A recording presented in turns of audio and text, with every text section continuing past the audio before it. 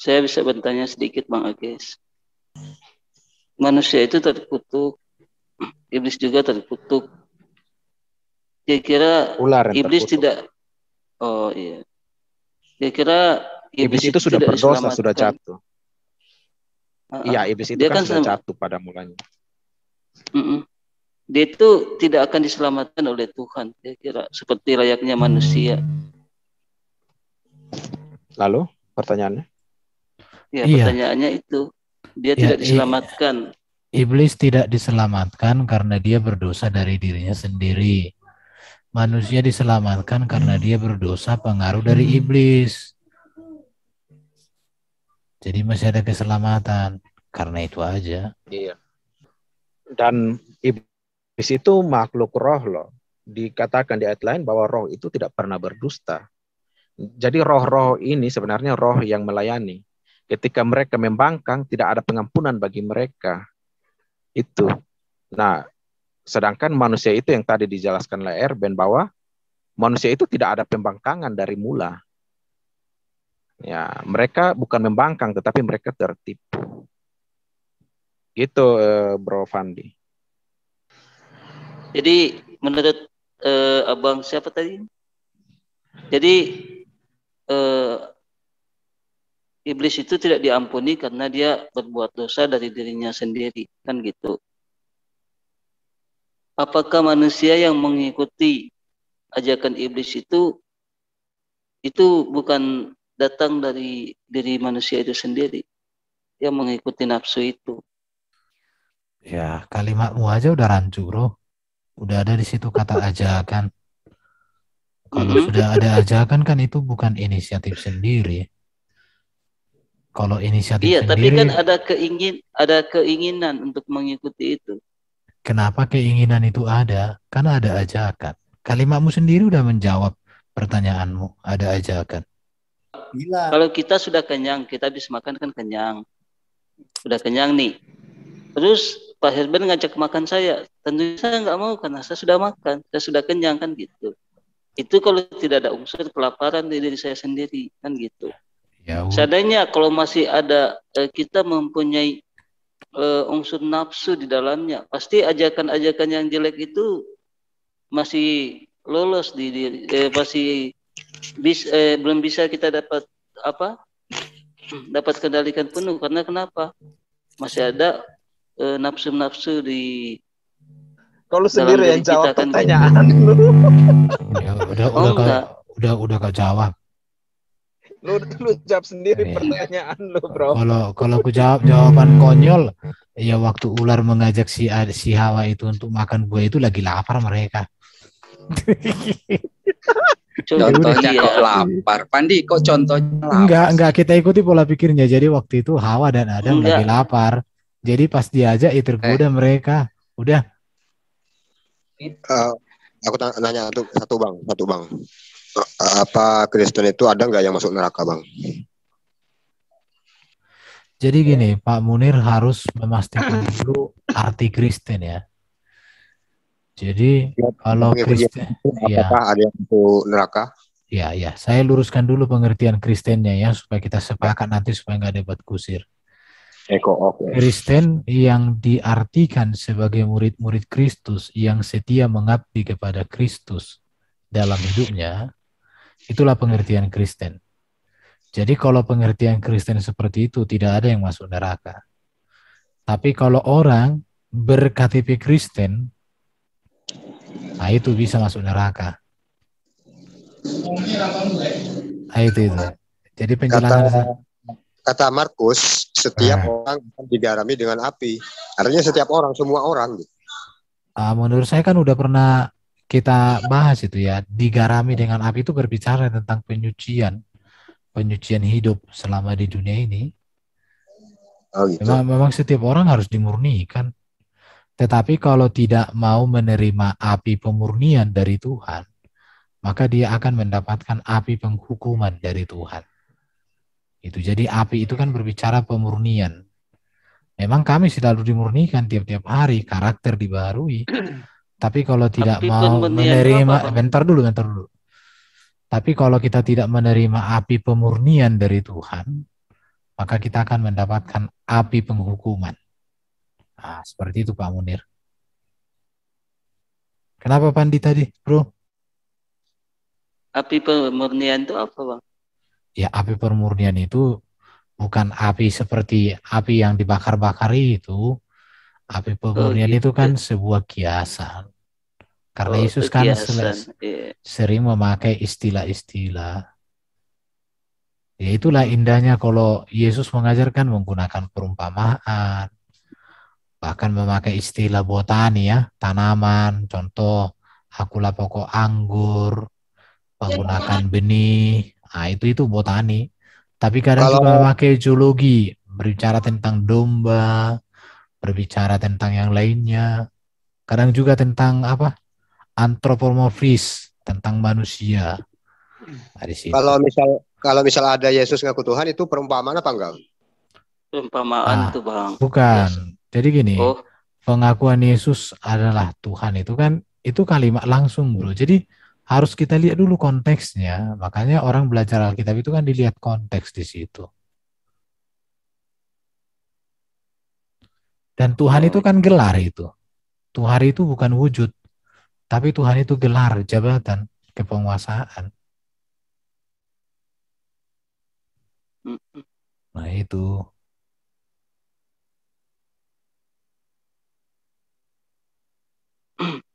jadi kalau digalami oleh api itu biasa. Iya, namanya kan digarami api. Apa ada digarami api seperti apa?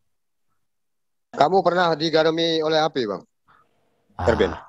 Ya iyalah, aku kan udah dipurnikan, Bro, mengalami pemurnian, pembaharuan. Dibakar gitu? Api itu bentuk nama kuasa. Iya. Spirit. Jadi kalau digarami dengan api itu kan harus Pak Munir harus paham itu apa itu garam itu sendiri. Ketika Tuhan bilang kamu adalah garam, artinya ini berbicara tentang perbuatan orang benar. Perbuatan inilah yang akan membedakan kamu berbeda dari orang-orang dunia.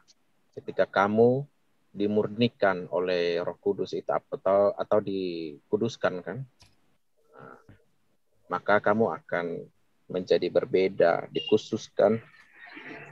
Jadi pemahaman Pak Munir sendiri tentang garam itu apa?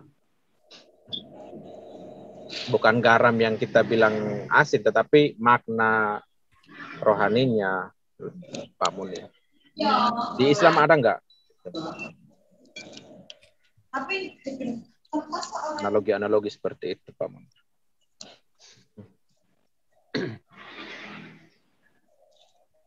Kalau Islam jelas, Bro. Kalau yang api itu artinya nar. Dan kalau udah berbicara api, ya Al-Quran ya tentu berbicara neraka.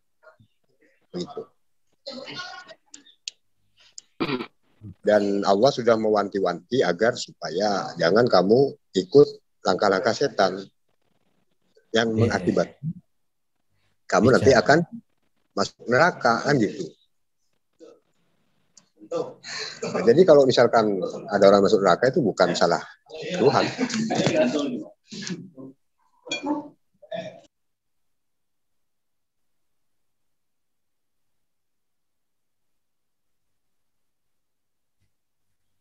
Ya beda lah Pak Munir. Jadi kalau di Pak Munir kan sudah beda memang dengan kita. Tapi ya nggak apa-apa, namanya juga diskusi santai ya kan. Nah, jadi api itu kan makanya dikatakan di situ itu simbol, gambaran api penyucian, ada api penghukuman. Nah, di situ. Makanya kita harus melihat konteks dari kalimat yang diutarakan. Nah itu. Ada lagi kira-kira Pak Munir yang mau ditanya atau mau disampaikan? Oke, sepertinya perlu jelaskan nih, Bro Erben. Iya, jelaskan lah. Tentang di Kristen pun memahami iblis dan setan itu berbeda. itu perlu jelaskan kepada mereka juga, karena pun Alkitab ada menyampaikan iblis itu merujuk kepada malaikat yang jatuh, sedangkan setan-setan itu ya malaikat-malaikatnya, artinya yang mengikuti sang pemimpin itu, si Lucifer itu. Itu malaikat itu kan dapat tergambar ya di Matius 25 ayat 1. Di sini dikatakan ya, bentar saya buka ayatnya. Matius 25 ayat 1.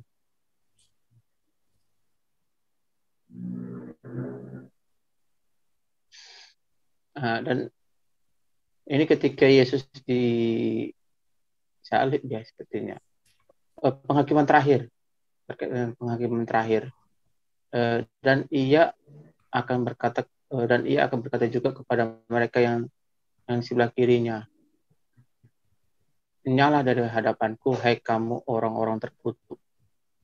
Menyalah ke dalam api yang kekal yang telah sedia untuk iblis dan malaikat-malaikatnya." Itu jadi itu kan jelas. Jadi orang-orang terkutuk itu ada dan akan dilempar ke dalam api yang kekal yang bersama nanti akan yang telah sedia untuk iblis dan mereka. Jadi istilahnya orang-orang terkutuk pun akan dilempar ke api yang kekal bersama iblis dan malaikatnya. Itu iblis ini ya siapalah, kalau aku pahami sih kepada si malaikat yang jatuh itu ya, bintang timur juga.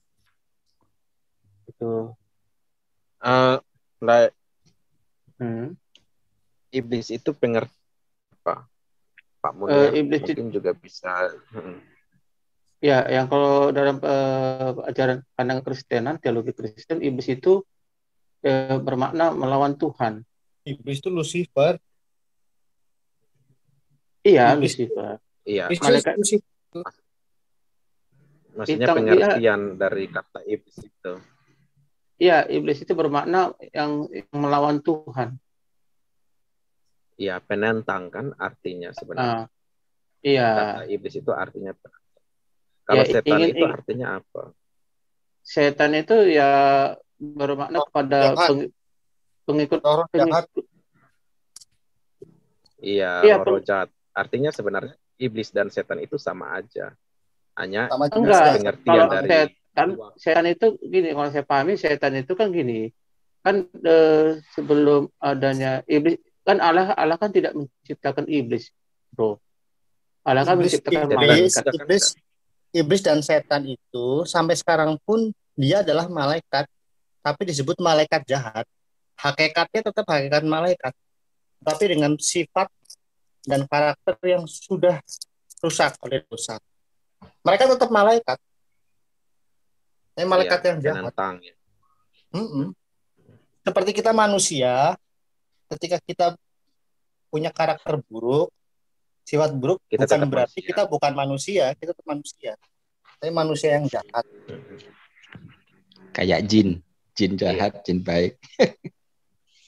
Iya. Artinya setan itu pun sebenarnya iblis.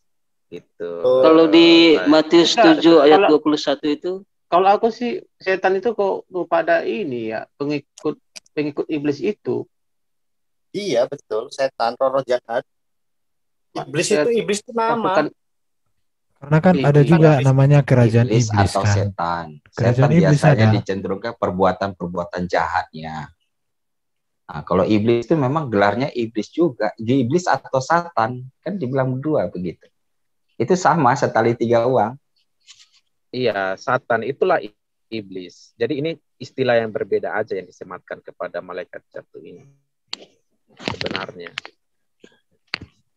Si Fandi mau tanya tuh, apa Fandi? Kalau di Matius 7 ayat 21 itu tujuan Yesus ke iblis atau ke setan? Matius berapa tadi? Matius 7 ayat 21. Oh, ini bukan setiap orang bersyukur kepadaku Tuhan, maka masuk ke dalam kerajaan surga. Mereka dia itu tentu yang membangkang kan. Itu kepada manusia. Loh, ini Pada kepada semua manusia. manusia. Itu boleh aku jawab gak? Boleh aku jawab gak? Ya. Ya, silakan. Boleh aja, bro. Jawab bayar. Terkadang saudara-saudara ini membacanya tidak secara utuh. Terkadang saudara ini lupa di mana ayat sebelumnya. Di situ dikatakan apa? Yaitu kehendak Bapa, gitu loh. Jadi percuma orang yang sudah menganggap dirinya itu menyembah Allah yang benar, tapi perbuatannya itu buruk, kejam, bagaikan seperti iblis. Itu sama aja itu berdusta, gitu loh. Sama hal seperti orang Yahudi. Itu kan ketika Yesus menegur pada orang Farisi, di mana orang Farisi seluruh pakaiannya itu baik, gitu, untuk dipandang, tapi segala perbuatannya itu tidak ada hasilnya apa-apa. Jadi itu, sebab itulah jawaban ayat tersebut itu merujuk ke dalam Yohanes 6 ayat 40, yaitu barang siapa yang percaya kepada Anak Manusia, maka ia akan diselamatkan. Itu kehendak Bapa, gitu loh. Nah, jadi sangat jelas bahwa di dalam Matius 7 ayat 21 itu perbuatan kedustaan, di mana orang itu mengklaim dirinya itu menyembah Allah yang benar, tapi perbuatannya itu buruk tanpa adanya hasil. Gitu.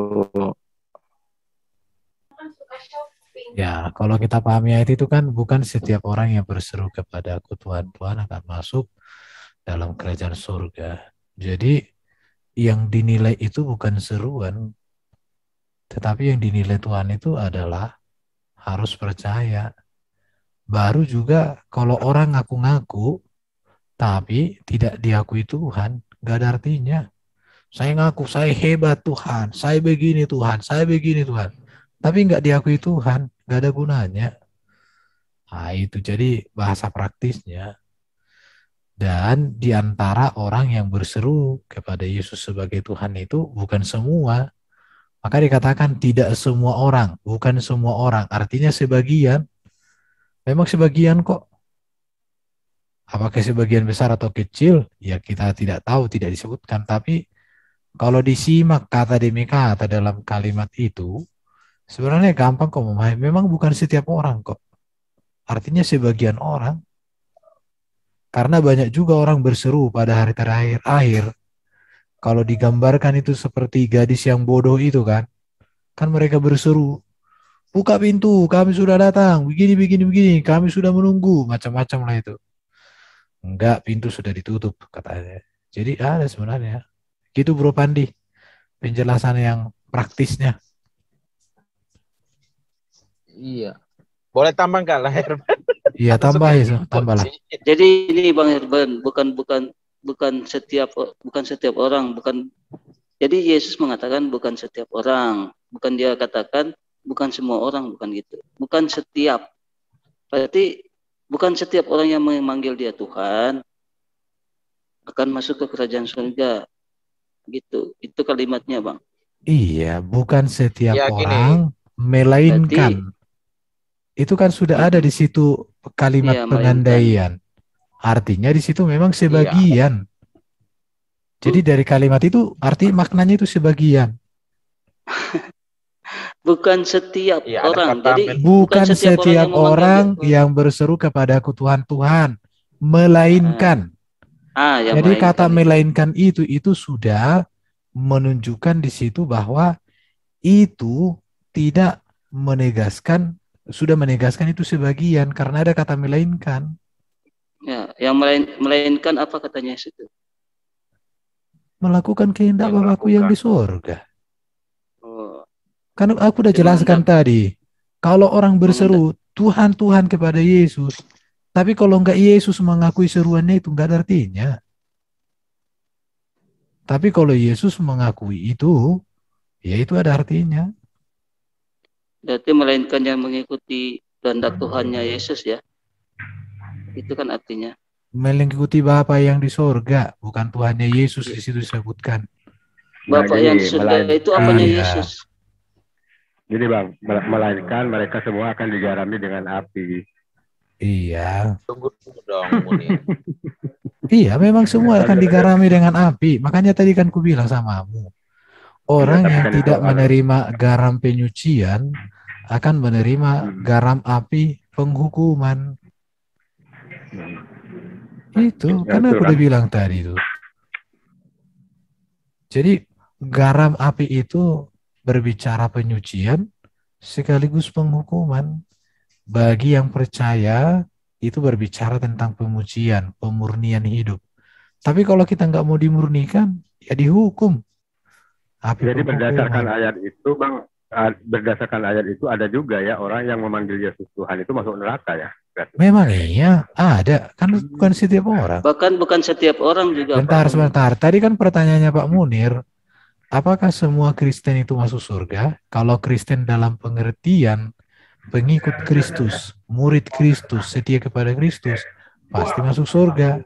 Tapi kalau pengertian Kristen KTP doang, mengaku Yesus Tuhan juga berseru, tapi tanpa pertobatan, ya itu nggak masuk surga. Kan aku udah sampaikan itu tadi, bro. Yang menebus dosa itu tobat atau Yesus disalib? Menebus manusia bukan menebus dosa. Iya, menebus manusia. Saya kasih contoh sama Munir. Kamu lapar, kuantarkan ke rumahmu 1 ekor kambing yang dipanggang. Kalau kamu nggak masukkan ke dalam perutmu, kira-kira kamu kenyang nggak? Ini Bang. Enggak. Pertanyaan saya jawab dulu. Kuantar ke rumahmu 1 ekor kambing. Nggak kenyang lah, nggak kenyang. Jadi Yesus sudah menyediakan penebusan. Ya kita harus merespon dong, menerima. Kenapa manusia itu ditebus? Karena apa? Oke, saya jelaskan ya penebusan itu ya.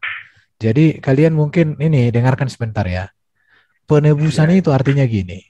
Manusia karena dosa terpisah dari Allah. Maka Yesus diutus Allah mendekatkan manusia yang terpisah itu kembali kepada Allah. Manusia karena dosa itu dikuasai dosa.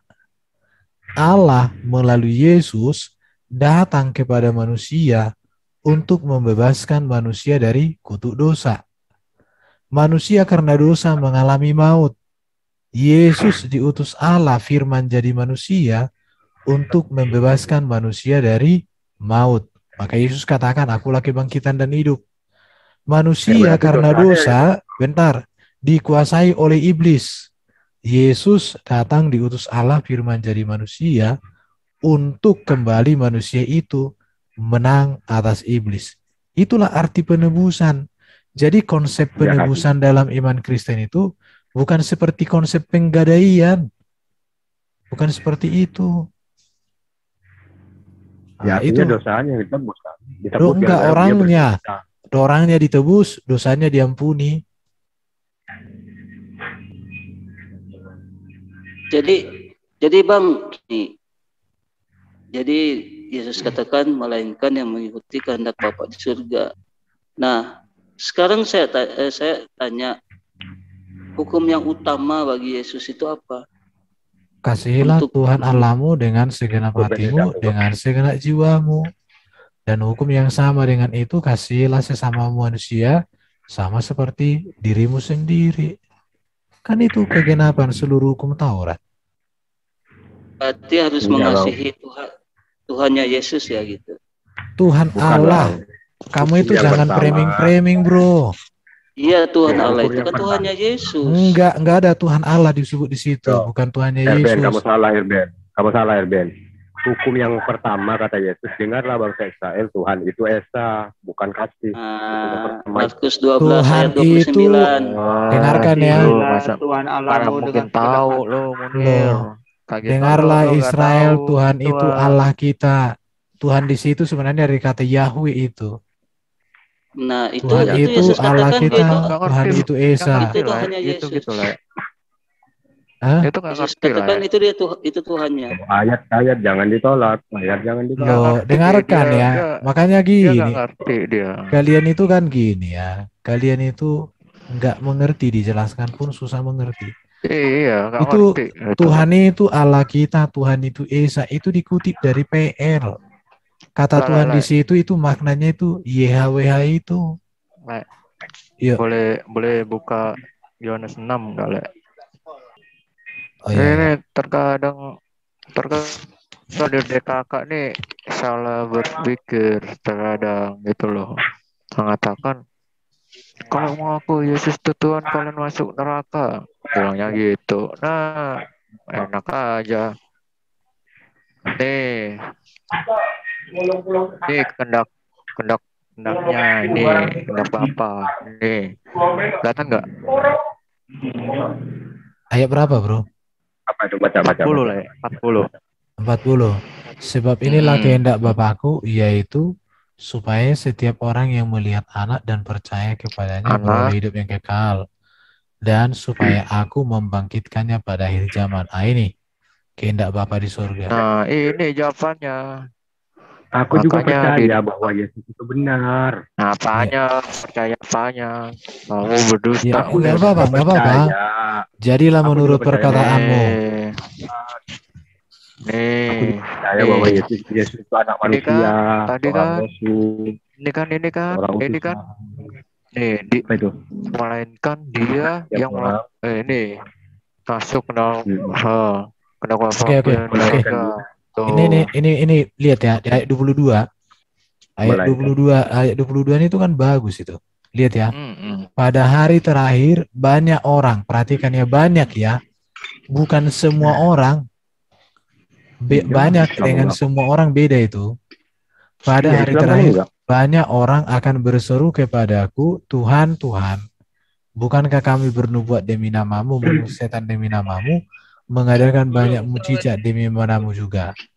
Pada waktu itulah aku berterus terang kepada mereka dan berkata, aku tidak pernah mengenal kamu, enyahlah daripadaku kamu sekalian. Nah, jadi ini kalau dipahami di sini kata pada artinya banyak orang itu ya memang banyak kok yang berseru-seru. Makanya bukan yang bukan masalah berseru. Yang banyak itu maksud Yesus adalah Kristen, sedangkan tidak setiap itu adalah Muslim. Memang dikatakan Yesus kok lebarlah jalan menuju kebinasaan, sempitlah jalan menuju. Banyak orang yang dipanggil. Ada yang masuk neraka, apalagi Islam. Masuk neraka semua. Kalau Islam nggak usah dibahas lah. Yang bermujizat atas nama Yesus. Itu ada di Petrus loh. Di Petrus itu, jika orang benar saja hampir-hampir tidak diselamatkan, bagaimana dengan mereka yang fasik? Itu ada di Petrus itu. Melainkan dia yang menuruti kehendak Bapa. Apakah menuhankan Yesus itu kehendak Bapa? Iya, Yesus mengatakan, aku Tuhan dan Guru. Tuhan itu Tuhan. Iya, makanya aku heran lihat kamu, Munir. Apa enggak ada lagi memori di kepalamu itu untuk mengingat penjelasan kita? Yang jangan jadi berkata langsung hangus. Bukan, aku heran. Bukan 1-2 kali lagi dijelaskan sama kalian. Tapi 10 kali. Kalian itu memorinya itu diperbaharui dulu. Jangan apa? Sekarang ini udah pakai Core i7, Core i9, lagi. Kalian masih Pentium 1. Gimana sih? Udah penuh gelasnya lah. Tunggu dulu. Masuk lagi. Biar langsung ku pentung. Gini ya. Orang melakukan mukjizat dalam nama Yesus. Itu pun ada yang masuk neraka. Apalagi yang tidak menyebut dia adalah Tuhan. Ya pasti langsung. Kalau nggak diperintah ngapain? Di mana Yesus katakan? Nama Yesus katakan bermujizat dengan namanya akan masuk surga. Di mana? Itu. Yang tadi kau baca apa? Banyak orang yang melakukan mukjizat dalam namaku. Adakah mukjizat dalam nama yang lain? Tidak ada. Yang banyak itu siapa? Yang banyak itu Kristen. Mana buktinya ada mukjizat di dalam selain nama Yesus? Kecuali pakai tenaga dalam. Iya, di mana Yesus katakan bermujizat dengan namanya akan masuk surga. Lo ayat yang kau pakai tadi apa? Gimana? Astaga. Apa tak dangdutan sih, Ay? Sebenarnya Asik. itu baca lagi. Coba baca. Silakan baca. Baca. Setiap orang Baca. yang memanggil aku Tuhan Baca. akan masuk ke dalam surga. Kalau tidak masuk ke dalam surga, Tadi masuk kemana? dulu bermujizat di Wahai dalam. Tuhan, bukankah aku bermujizat dengan nama-Mu? Nah, namanya Bukankah siapa? Aku Nama siapa yang nama disebut? Yesus. Nama siapa yang disebut? Nama Yesus. Ya iya, nggak ada nama lain selain nama dia. Terus Yesus katakan, sesungguhnya Apalagi? bukan berterus terang. Apa Yesus katakan situ coba? Fokusnya nama. Banyak orang menggunakan nama Yesus ya melakukan mukjizat. Baik, ya kan? Tidak ada nama lain. Kalau ada nama selain Yesus pakai tenaga dalam. Coba tunggu saya jelasin dulu. Kasihan nih teman-teman Muslim. Jadi gini, Fandi. Kalau Anda kutip Matius 7, ya kan? Yang tadi Anda kutip Matius 7 itu, Anda baca dari di atas itu berbicara tentang nabi-nabi palsu. Munir diam dulu, Munir. Lu kayak perempuan aja. Itu berbicara tentang nabi-nabi palsu. Bahkan itu kuat sekali kaitannya dengan antikris dan nabi-nabi palsunya. Nah, orang-orang ini tidak bisa bernubuat demi selain nama Yesus. Karena nabi palsu ini, baik antikris, akan datang mengaku sebagai Mesias. Makanya disebut antikris. Dia akan memakai dia akan menyatakan dirinya sebagai Allah, ya, dan dia akan mengaku dirinya Mesias. Nah, demikian juga nabi-nabi palsu ini akan datang dengan memakai nama Mesias. Nah, ketika mereka memakai nama Mesias dan mereka melakukan tanda-tanda mujizat, ini bukan menjadi patokan orang akan masuk surga. Makanya dikatakan melainkan. Melainkan di situ artinya apa? Dasar orang diselamatkan itu bukan karena bermujizat. Tetapi apakah dia percaya kepada Kristus dan melakukan kehendak Allah tadi yang dikatakan kasihilah Allah dan kasihilah sesama. Jadi ini dasarnya. Jadi kalau orang seandainya dia melakukan mujizat dan dia hidup mengasihi sesama dan mengasihi Tuhan, dia tetap diselamatkan. Jadi jangan menganggap bahwa orang yang melakukan mujizat itu nggak diselamatkan. Ini berbicara khusus, ya, kasusnya terhadap nabi-nabi palsu. Jadi Anda jangan menganggap bahwa ketika berbicara nabi-nabi palsu ini Anda samaratakan kepada orang Kristen yang setia. Coba Anda baca satu pasal itu deh. Itu berbicara khusus tentang nabi palsu yang memakai nama Yesus untuk bermujizat, untuk menyesatkan orang-orang. Nah, mereka inilah yang terkutuk, disebutkan. Hanyalah engkau orang-orang terkutuk. Jadi jangan kamu bilang ini orang Kristen. Nabi palsu itu apa? Mereka yang menyamar menjadi apa? Domba. Terus kan? Orang apa itu kira-kira? Kan serigala berbulu domba itu. Itulah nabi palsu. Kira-kira orang apa itu? Loh, nabi palsu itu orang-orang terkutuk. Kalau kamu bilang orang Kristen itu nggak ada yang nabi palsu. Karena Kristen itu artinya adalah pengikut Kristus. Kalau pengikut Kristus ya pengikut Kristus. Kalau kamu bilang serigala berbulu domba itu lain lagi. Mungkin begini Bro Rok. Pandi mengerti nggak arti nabi palsu? Palsu itu kan mirip dengan asli tapi tidak asli. Nah, itu namanya palsu. Jadi nabi palsu itu ya berbuat mujizat tapi palsu.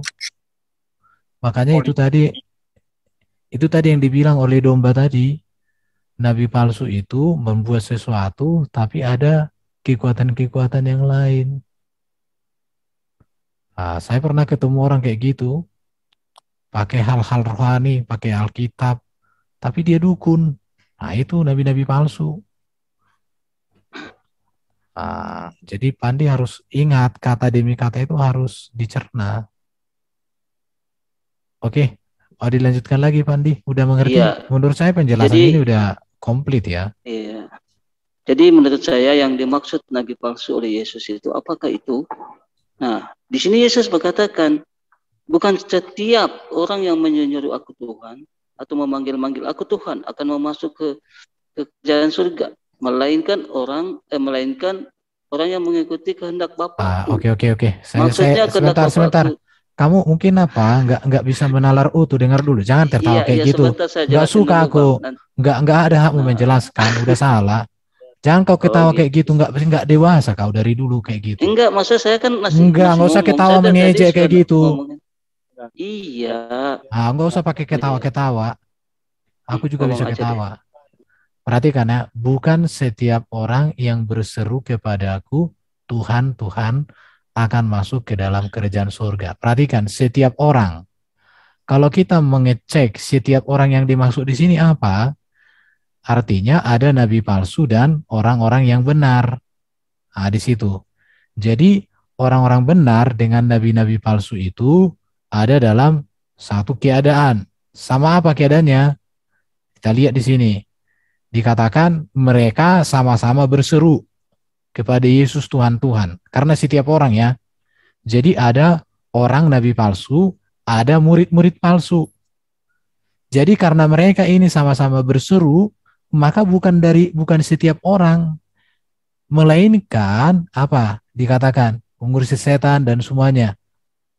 Melainkan dia yang melakukan kehendak Bapakku yang di surga. Jadi nabi palsu berseru memanggil Yesus Tuhan. Orang benar berseru memanggil Yesus Tuhan. Sama-sama berseru. Tetapi mereka kedua kelompok ini tidak semua yang berseru itu diselamatkan. Melainkan siapa? Melainkan orang dari dua kelompok ini yang melakukan kehendak Bapakku di surga. Siapa yang melakukan kehendak Bapakku di surga? Ia murid yang sejati. Nabi palsu melakukan enggak? Enggak. Ini sederhananya ya. Maka dikatakan pada hari terakhir banyak orang akan berseru kepadaku. Banyak orang artinya sebagian dari setiap orang di dalam ayat 21 ini. Pada hari terakhir banyak orang akan berseru kepadaku, Tuhan, Tuhan, bukankah kami bernubuat demi namamu? Nabi-nabi palsu lah yang ini. Mereka mengaku bahwa mereka berbuat dan lain semuanya. Tapi mereka katakan bahwa Yesus tidak mengenal mereka. Kenapa? Karena mereka hanya mengakui bahwa mereka merasa berjasa dan lain sebagainya. Tapi apa yang mereka lakukan nggak berkenan di hadapan Tuhan karena tidak mengakui Yesus menjadi Tuhan. Yohanes 6 tadi ya. Yohanes 6 ayat 40 itu. Ini Yohanes 6 ini. Nggak percaya sama ini. Ini bro, jadi supaya bro memahami, lihat ini. Sebab inilah kehendak Bapakku, yaitu supaya setiap orang melihat anak dan percaya kepada dia beroleh kekal, dan supaya aku membangkitkan pada akhir zaman. Mereka nggak percaya kepada Yesus dan seluruhnya. Begitu, jadi pemahaman kata demi kata itu harus utuh lah bro. Jangan suka memahami sebagian. Jangan hanya ketika kita suka, kita lakukan. Jadi gini Pak Herman. Jadi gini, Yesus katakan kan bukan setiap. Berarti bukan setiap yang memanggilnya Tuhan. Bagi siapa saja yang memanggilnya Tuhan. Dari ayat 15 itu tentang pengajaran sesat, ayat 15 sampai 23. Jadi orang itu jangan ayatiah, tapi Alkitabiah, minimal perikopiah. Baca dari ayat 15, coba baca. Oh, pakai kacamata enggak? Baca coba. Tuh, ayat 15 kelihatan enggak di layarmu? Iya, bacain aja. Baca lalu baca. Ya kelihatan enggak di layarmu? Iya, bacain aja, Bang. Ya udah kau baca dulu, baca dulu. Saya bacakan, tapi saya ingin memastikan kamu lihat tidak? Iya. Lihat. Nah ya, kamu baca di ayat 15 itu ya.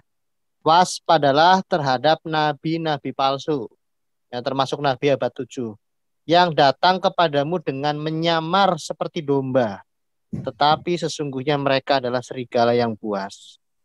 Ayat 16. Dari buahnya lah kamu akan mengenal mereka. Dapatkah orang memetik buah anggur dari semak duri atau buah ara dari rumput duri? Demikianlah setiap pohon yang baik menghasilkan buah yang baik. Ya, sedangkan pohon yang tidak baik menghasilkan buah yang tidak baik. Artinya ini saya berhenti dulu. Artinya nabi-nabi palsu, untuk kita menilai nabi palsu itu dari pengikutnya. Kalau pengikutnya bejat, tukang penggal, nah itu nabinya nabi palsu. Ayat 18 baca ya. Tidak mungkin pohon yang baik itu menghasilkan buah yang tidak baik, ataupun pohon yang tidak baik itu menghasilkan buah yang baik. Jadi Yesus Kristus itu pasti menghasilkan pohon yang baik, buah yang Apalagi baik. suruh makan deh. Ayat 19. Dan setiap pohon yang tidak menghasilkan buah yang baik pasti ditebang dan dibuang dalam api. Ini pohon itu artinya si nabi palsu, ya. Jadi dari buahnya lah kamu akan mengenal mereka. Tetap saja ya, nabi palsu itu bersumber dari iblis. Buahnya pun iblis. Ajarannya iblis ya. Jadi dari buahnya lah. Nah ayat 21 ya. Bukan setiap orang yang berseru kepadaku Tuhan, Tuhan. Ya, mulutnya boleh mengabarkan Allah itu esa, nabi itu tidak berdosa gitu ya. Akan masuk ke dalam kerajaan sorga, melainkan dia yang melakukan kehendak Bapakku yang di sorga. Jadi kalau orang Kristen itu satu paket. Melihat Yesus dan melihat Bapa. Mengikuti pekerjaan Yesus Kristus, itu pasti mengikuti pekerjaan Bapa. Yang jelas Yesus Kristus tidak pernah mengajarkan memenggal, berzina, meniduri mantunya, menikahi anak gini, kecil, Bang Edo, ya, jadi gini. tidak memperkosa tawanan perangnya, tidak merampas. Jadi gini. Itu yang Yesus Kristus, dengarkan telingamu. Itu yang Yesus Kristus ajarkan. Jadi ayat ini bicara tentang nabi palsu. Termasuk tentang nabi palsu. Dari pengikutnya dapat dilihat nabi itu palsu atau tidak. Ini bicara nabi palsu ya. Matius 7 ayat 15 ayat Matius 7 ayat 15 sampai 23 bicara nabi palsu.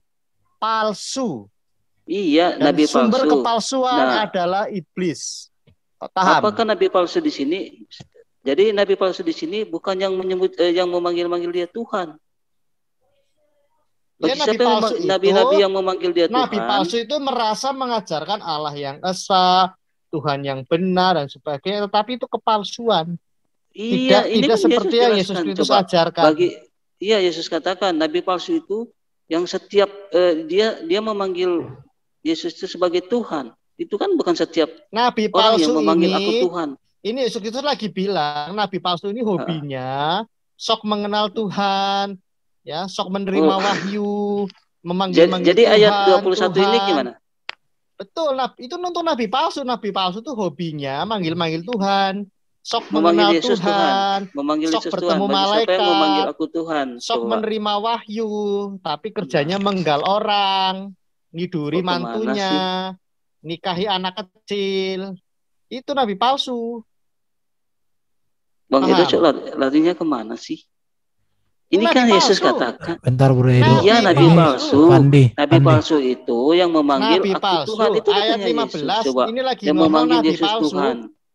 Matamu dipakai, ini lagi ngomong nabi palsu. Iya, dari 15 saya mengerti itu. Iya, nabi palsu. Saya mengerti. Nabi palsu itu nabi yang mengikut-ikut Yesus. Bingung. Nabi palsu kok bingung? Ya, enggak bingung. Itu nabi palsu yang dinubuatkan Yesus. Pandi. Siapa nabi palsu memanggil dia Tuhan? Itulah nabi palsu itu. Ayat yang ini bukan yang mengikuti kehendak Bapaknya, itu yang bukan nabi palsu. Ayat ini itu tertuju kepada dirimu sendiri. Ya, ini aku heran lihat Pandi ini. Dari berbagai metode. Ini seperti lagi di konteks loh. Bentar. Kau mengerti nggak? Bukan setiap orang yang berseru kepadaku. Kasih analogi aja yuk. Sebentar. Nanti habis ini Pak My Life. Bukan setiap orang yang berseru kepadaku Tuhan, Tuhan akan masuk ke dalam kerajaan surga. Setiap orang. Siapa setiap orang itu? Saya ikuti pola pikir. Kau diam dulu kau. Mulut pantat ayam bukan-bukan, Bu. Heran aku.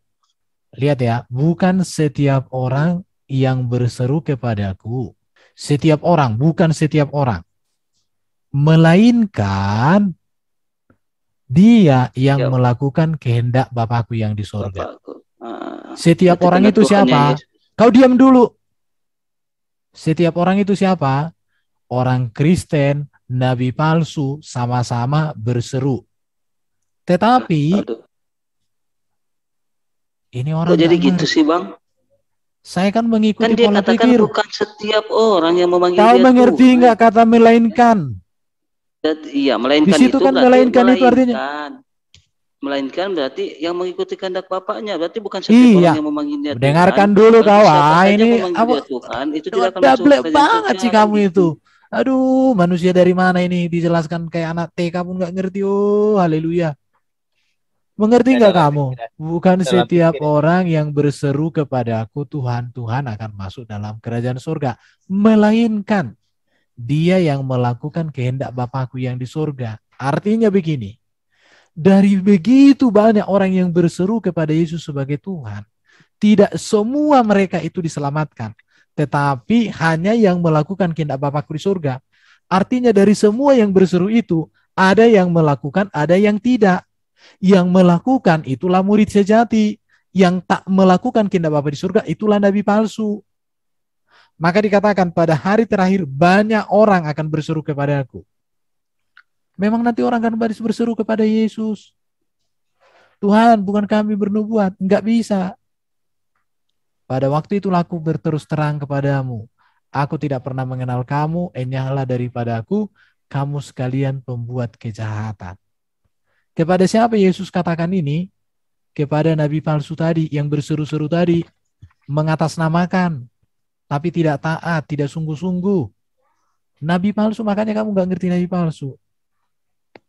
Kalau ini nggak pengertian ini nggak kamu mengerti lagi, nggak ngerti lagi aku, udahlah cukuplah dulu untuk kau ya. Ayo coba Melek, jelaskan dulu. Ayat 8. Coba Fandi, biar agak seger sedikit kepalanya. Ini kan masalah bahasa ya Pak Fandi ya. Kamu harus ngerti lah. Kamu nggak anak SD lagi yang susah dimengerti tentang arti sebuah kalimat.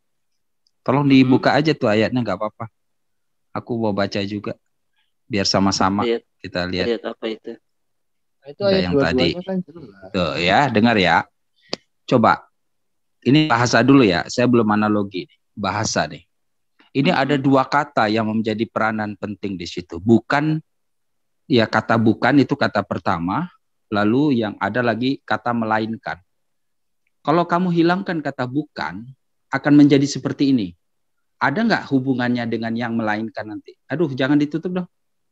Ya, jangan ditutup ayatnya. Oke. Bukan setiap orang yang berseru kepadaku Tuhan. Tuhan akan masuk ke dalam kerajaan sorga, melainkan, nah itu kan. Kalau coba saya buang itu kata bukannya, aduh. Jadi kalau saya hilangkan kata bukan, akan menjadi seperti ini. Setiap orang yang berseru kepadaku Tuhan, Tuhan akan masuk ke dalam kerajaan sorga. Melainkan dia, enggak cocok kan?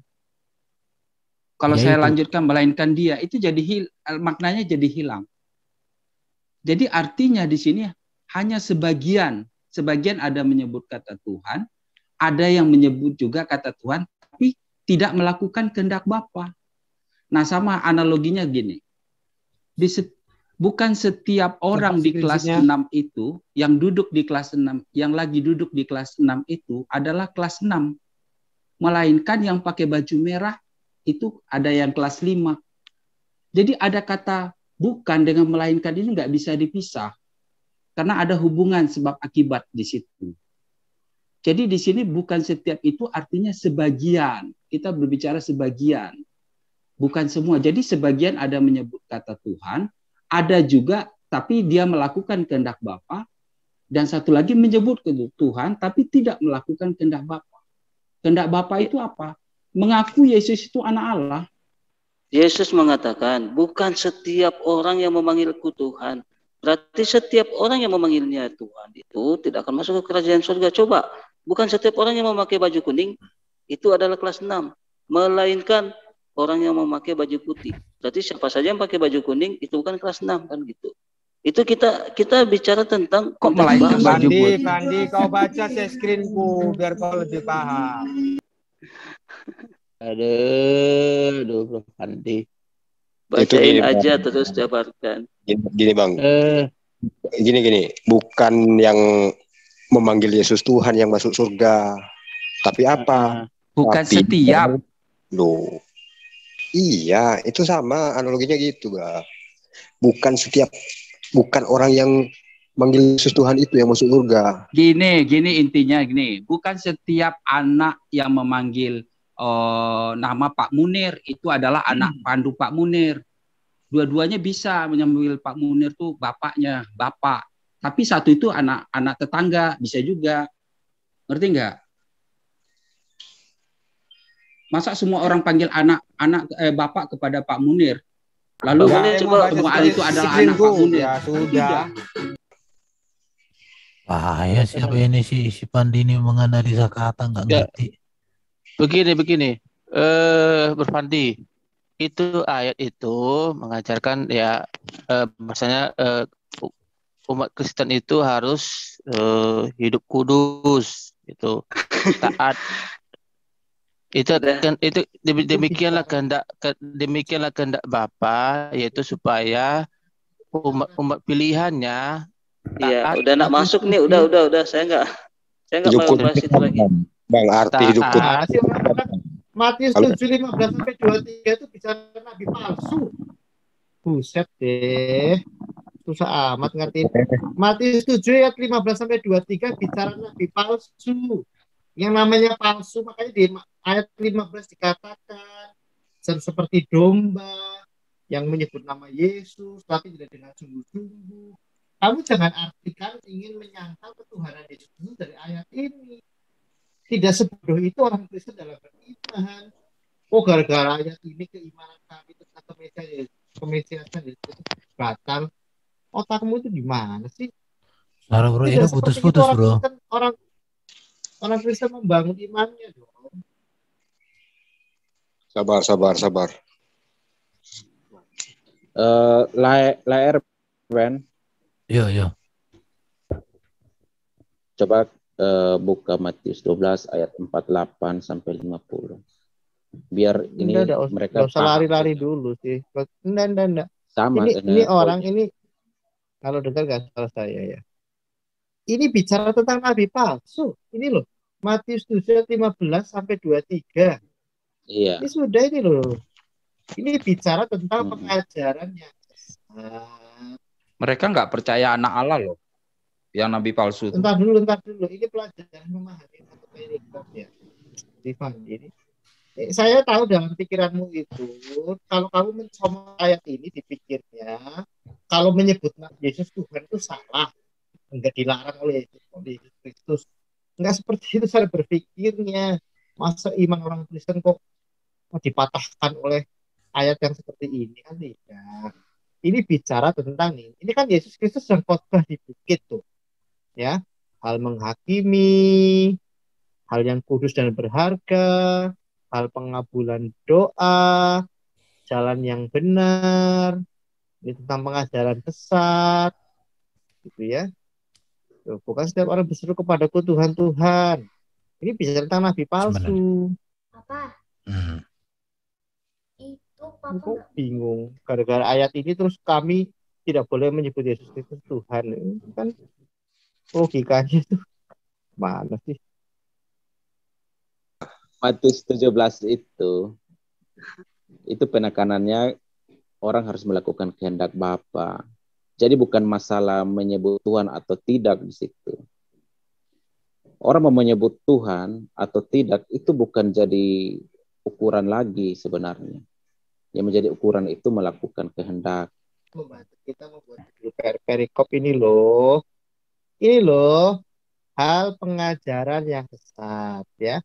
Waspadalah terhadap nabi-nabi palsu yang datang kepadamu dengan menyamar seperti domba. Ya seolah-olah dia itu nabi yang asli, mengajarkan tentang menyebut Tuhan, sebagainya. bahkan ada yang mengadakan mujizat. Ini bicara nabi palsu.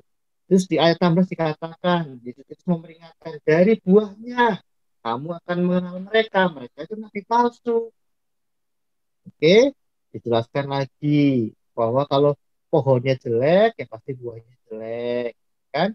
Tidak mungkin pohon yang baik, artinya itu diri Yesus Kristus, menghasilkan buah yang tidak baik, gitu kan? Nah, baru konkretnya seperti apa sih yang dilakukan oleh nabi palsu? Oh, ternyata nabi palsu itu orang-orang yang memperlihatkan dirinya, menyebut nama Tuhan, mengajarkan tentang banyak hal.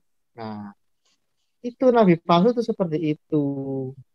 Tetapi ketika di hari penghakiman nanti, enyahlah engkau. Ini bicara nabi palsu, bukan bicara orang Kristen. Ini loh, nabi palsu, termasuk abad 7 itu nabi palsu.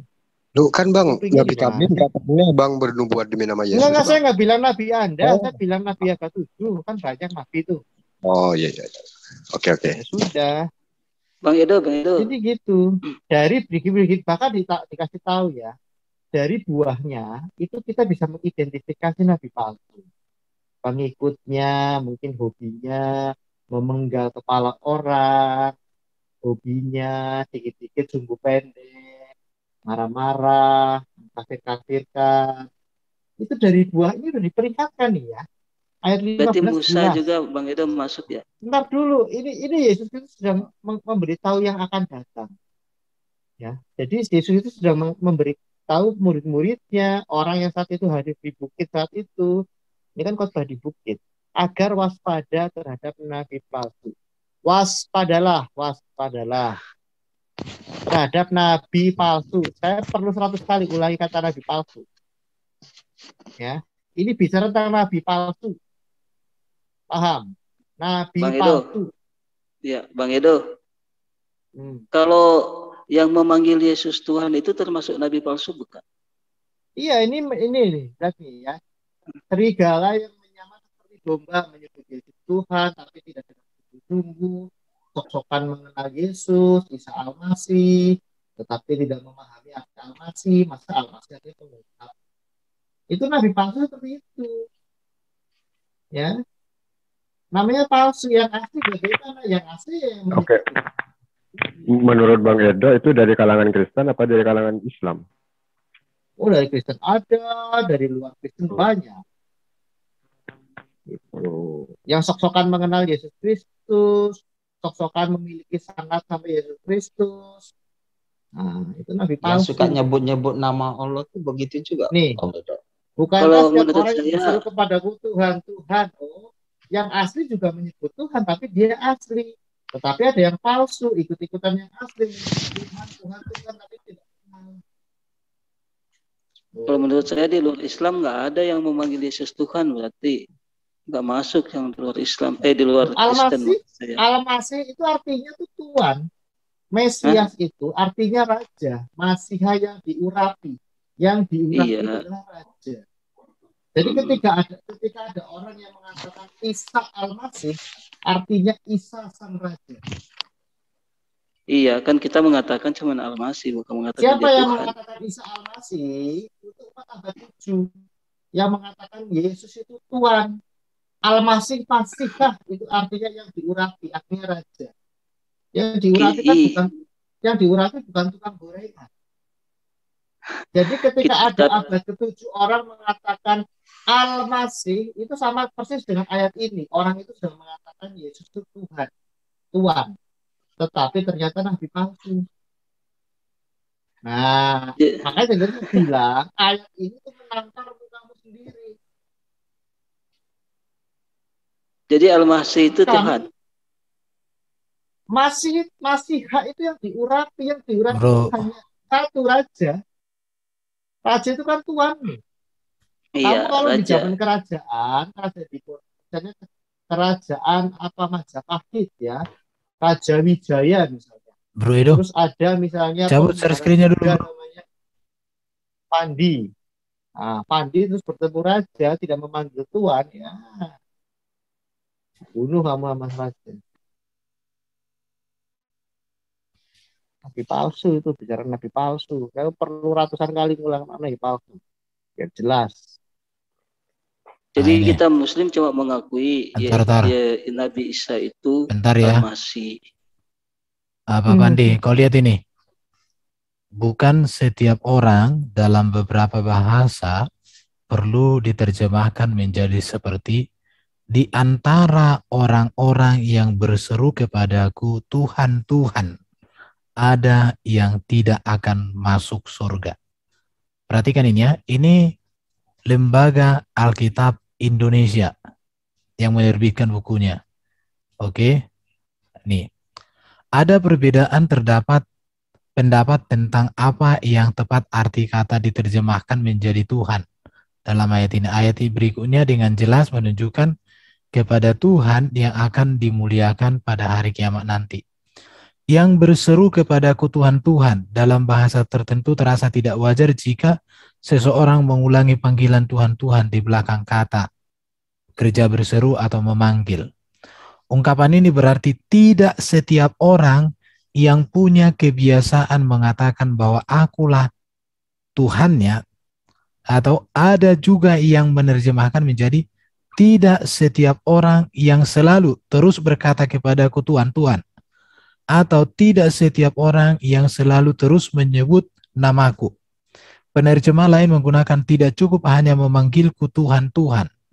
Salah satu cara menerjemahkan yang paling dekat dengan artinya ialah tidak setiap orang yang terus-menerus mengatakan akulah Tuhannya, atau yang tak henti-henti mengaku aku sebagai Tuhannya. Terjemahan lain menggunakan tidaklah cukup jika hanya selalu mengatakan bahwa akulah Tuhan.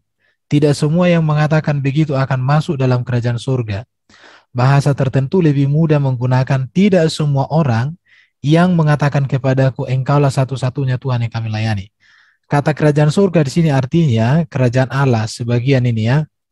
Oke, kita lanjut ke sini. Pada hari terakhir di sini ya. Di sini melainkan, perhatikan ya, tetapi menunjukkan perbandingan antara anak kalimat sebelumnya dan sesudahnya. Kita juga bisa menyusunnya menjadi kalimat baru, misalnya hanya orang-orang yang melakukan kehendak Bapakku yang di surga yang akan masuk dunia baru Allah. Jadi Bro Pandi itu kurang cerdas memahami kalimat. Lihat ini, pada hari terakhir dikatakannya menjadi hari kiamat. Beberapa terjemah lain menerjemahkan seperti itu juga. Para ahli sebagian besar berpendapat bahwa inilah arti sebenarnya, walaupun dalam bahasa Yunani hanya dikatakan hari itu, arti sebenarnya ya.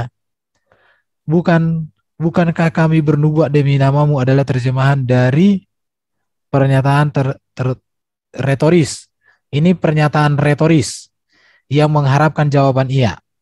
Pertanyaan retoris tidak selalu bisa dipahami dengan mudah dalam beberapa bahasa. Sebab itu, salah satu terjemahan menggunakan bentuk pernyataan dalam namamu. Kami telah menyampaikan pesan Allah. Ada bahasa tertentu yang terbiasa menggunakan pertanyaan akhir kalimat, misalnya, Tuhan, Tuhan, kami telah bernubuat demi namamu. Dan bukan demi namamu diulang 3 kali dalam ayat ini. Pada umumnya ungkapan dalam nama seseorang mempunyai 3 arti. Memohon kepada orang yang namanya disebut, bertindak atau berbicara dengan kuasa atau wibawa yang namanya disebut, atau mengandalkan, dan seterusnya ya. Di sini. Jadi Bro Pandi itu kurang ini. Pada waktu itu aku akan berterus terang kepadamu. Akan berterus terang. Aku tidak pernah mengenal, nyahlah. Jadi intinya di sini, ini kalimatnya harus dipahami Bro Pandi nih. Ya. Mana tadi? Ini. Bukan setiap orang dalam beberapa hari. Bukan setiap orang. Oke ya. Jadi kalimatnya itu yang harus dipahami dengan cerdik. Udah berbagai metode kita buat menjelaskannya samamu Bro, tapi kamu nggak nyambung juga. Ya udahlah. Hanya Tuhanlah yang bisa menolong kamu dari situ. Oke. Lanjutlah. Dia tuh melepaskan konteks. Dia itu langsung mencomot kata-kata tidak semua orang yang berseru Tuhan pada Yesus itu yang selamat. Jadi langsung lepaskan itu dari konteks ayat sebelumnya yang bicara tentang nabi palsu gitu loh. Nabi palsu itu yang melakukan mujizat demi nama Yesus, menyebut Yesus Tuhan. Tetapi itu kepalsuan. Palsuan. Makanya saya sudah katakan, di luar Kristen tidak ada yang bermujizat dengan atas nama Yesus. Loh, ada, yang itu yang memanggil asli. Yesus Jadi Tuhan. gini, kamu salah memahami ayatnya begini, bro. Itu namanya, kenapa di ayat 15 disebut nabi palsu? Yang namanya nabi palsu itu melakukan seperti yang dilakukan nabi asli. Itu namanya nabi palsu. Misalnya begini, ada ayam asli, dia berkokok. Ayam palsu menggonggong atau berkokok? Berkokok juga. Masa ayam palsu kuk kuk kuk? Ya enggak dong. Tapi palsu. Demikian juga nabi palsu juga menyebut Yesus Tuhan. Ngikut-ikut yang asli. Yang asli juga menyebut Yesus Tuhan. Kecuali kalau kamu punya ayam palsu menggonggong. Saya beli ayam kamu. Kan begitu. Misalnya Fandi. Fandi adalah orang yang suka nyerocos. Ketika ada Fandi palsu juga akan suka nyerocos. Kalau Fandi palsu itu diam, bukan Fandi. Jadi Fandi palsu akan mengikuti Fandi asli, tapi palsu. Nabi palsu juga akan mengikuti orang Kristen atau Nabi asli. Menyebut Yesus Tuhan. Artinya bukan penyebutan Yesus Tuhan itu yang salah, tetapi yang salah yang menyebutkan. Contohnya abad ke-7 ada nabi yang ikut-ikutan orang Kristen menyebut Yesus sebagai Hamasia Al-Masih, tetapi tidak tahu maknanya. Sama seperti ayam palsu berkokok, tapi dia nggak tahu arti berkokoknya. Nabi abad 7 yang mengajarkan Al-Masih nggak tahu artinya. Masa Al-Masih itu pengelana dan pengungkap? Nah, itu contoh. Kalau kita Islam, kita akui memang. Saya nggak urusan Islam. Enggak, tunggu dulu. Kalau saya ngomongin Islam, saya nggak tertarik Isa Al-Masih itu kalau lagi kita akui ngajarin dia kamu sebagai nabi palsu. Nabi yang palsu diurapi. itu selalu mengikuti nabi asli. Nabi palsu itu ikut-ikutan menyebut nama Tuhan, tetapi dia palsu. Bukan menyebut Tuhannya yang salah. Sama halnya analogi tadi, ayam palsu berkokok, berkokoknya nggak salah. Yang salah ayamnya yang palsu. Masa begitu aja harus diajari 2 jam ini?